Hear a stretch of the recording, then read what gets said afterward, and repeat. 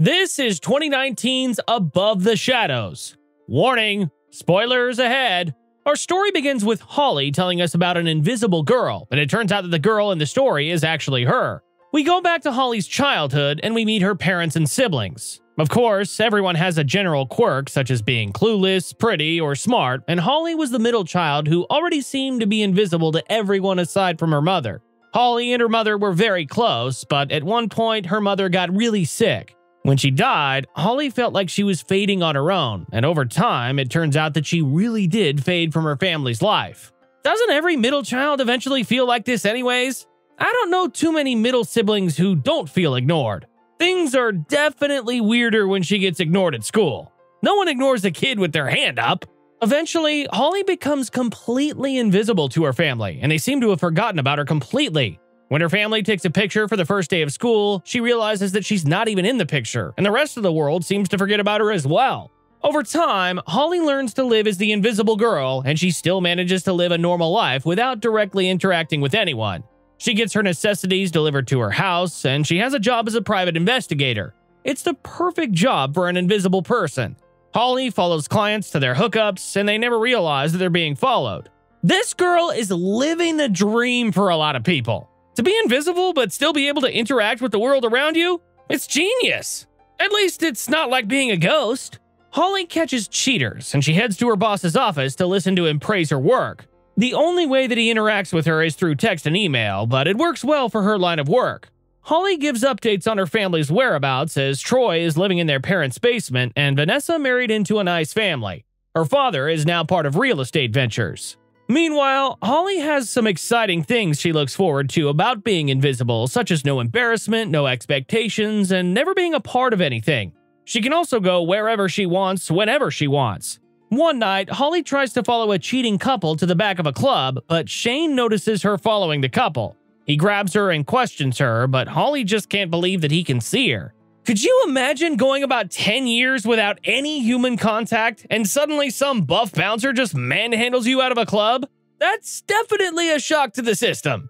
The next day, Holly goes to her mother's grave to talk to her about how Shane can see her, but she also admits that she doesn't understand the significance of him being able to notice her. After thinking about it more, Holly thinks that there's some sort of connection between them. She heads home to research Shane's backstory, and she finds out that he's a failed MMA superstar. It turns out that Holly was responsible for Shane's breakup with Juliana due to catching him cheating, and she heads back to the club to confront him. Shane finds her in the alley after leaving work, and Holly tells him that she's the one responsible for the picture that destroyed his life. How about we not infuriate the only person in the world who can see you? I don't think he's going to be all ears to hear her plan. Which he's not, but Holly still tells him that the connection between them has to mean she has to fix things for him.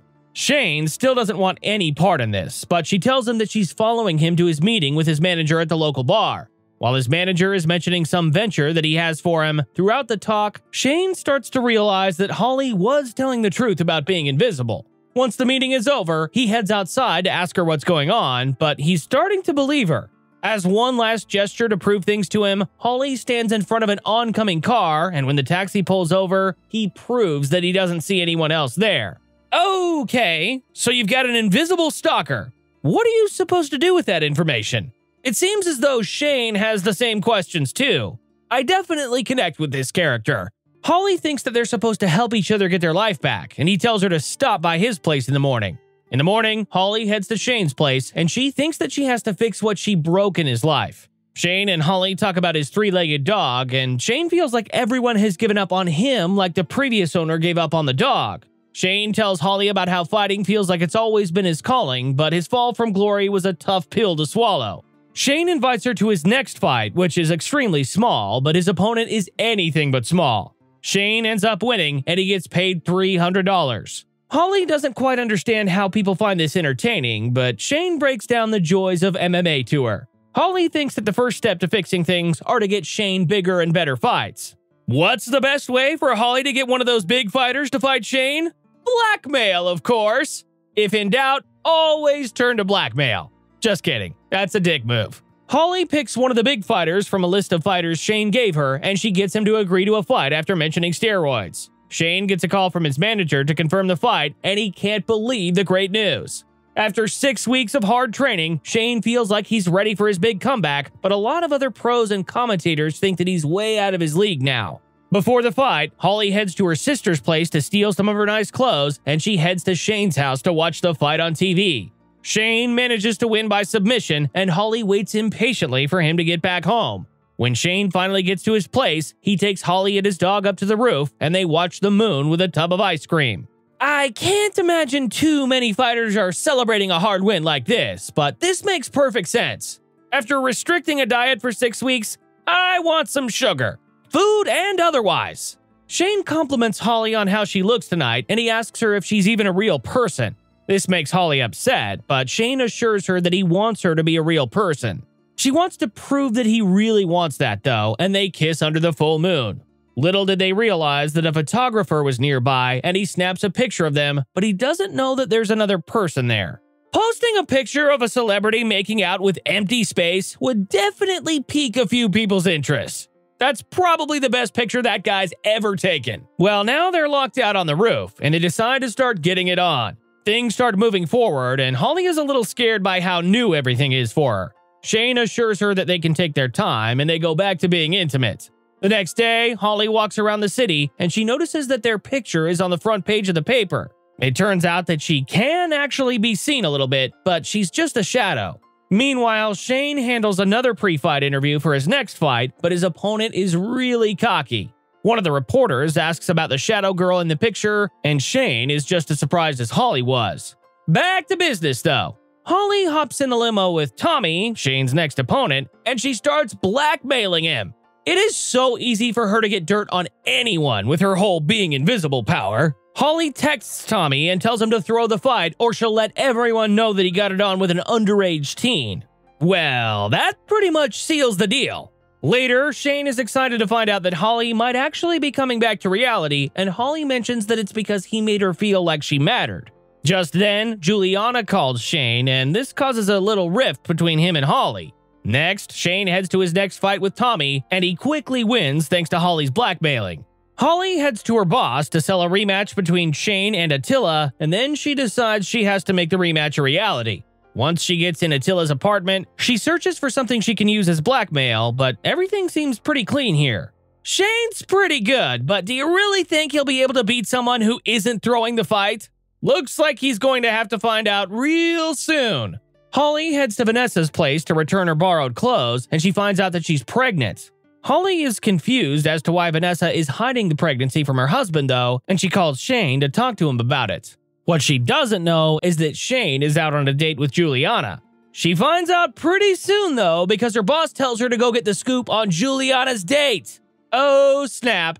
It's pretty awkward when you're there for your ex-girlfriend and your invisible kind of girlfriend shows up and talks in your ear. Shane chases Holly outside, and he tries to defend why he's thinking of giving Juliana another shot.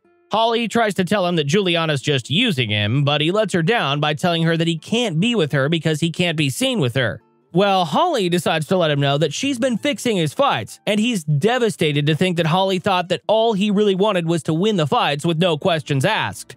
The two of them go their separate ways, and Holly goes back to her life of taking pictures of cheaters in clubs and bathrooms. After some time, Shane shows up at Holly's apartment to tell her something important. He tells her that the picture she took of him all those years ago wasn't the reason that he and Juliana broke up in the first place. It turns out that he just wasn't a good guy in general back in the day, and I can't say that I'm too surprised. He's still not the best guy out there. Now Holly's trying to get him to cheat. Is no one any good around here? Shane stops her and tries to help her deal with her invisible problem, but when he says that it might actually be her fault after all, she goes off on him about how hard being invisible to everyone else really is. She's not happy that he decided to talk to her that way, and she sends him away.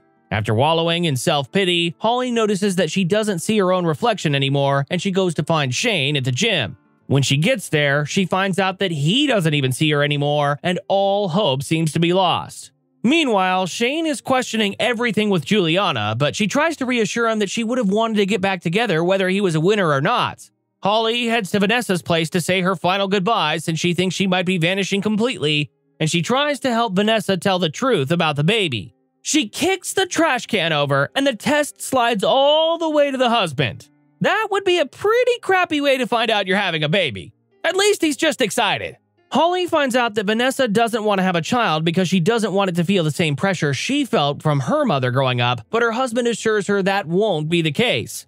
With this situation fixed, Holly heads to Troy's basement room to try and fix things here, and she realizes that he isn't really the creep that she always thought that he was. She manages to make things better for Troy by tripping his crush so that he has to interact with her. Then Holly heads to her father to see how she can make his life better. Doing all of this makes Holly realize just how selfish she's been. She really thought that she was the only one that lost her mother. This was a family of 5. There's plenty of people who are missing her, and it turns out that Holly's father is still missing her and never got over her. Holly follows her father to the cemetery where she watches him take flowers to her mother's grave, and she finally apologizes for thinking she's the only one who lost someone. Just as Holly leaves, her father feels as though someone was there with him, but he doesn't see anyone since she's already left. Having done all of these unselfish things, Holly decides to head to Shane's big fight, but she ends up missing the first 4 rounds. All she's missed is Shane getting his butt whooped. Absolutely decimated. The only way that he'll be able to come back from this one is if he finishes the fight with a knockout or submission. Of course, the more it looks like Shane is going to lose, the less interest Juliana has in Shane, but Holly goes right into the cage to try and motivate Shane to not give up.